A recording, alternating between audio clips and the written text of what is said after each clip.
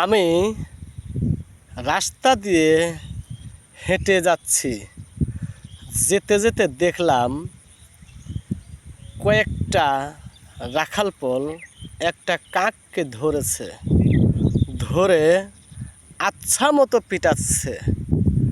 তো অনেকগুলো কাক এসে রাখালপলের মাথার উপর দিয়ে ডাকাডাকি করছে এবং ওই যে কাকটাকে পিটাচ্ছে সেই কাকটাকে বাঁচানোর জন্য চেষ্টা করছে।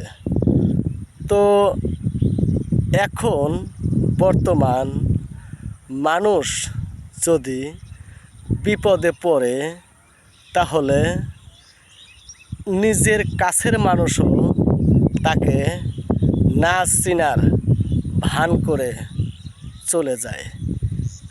কেন এমনটা হচ্ছে বন্ধুরা বুঝতে পারছি না, একটু বলবেন।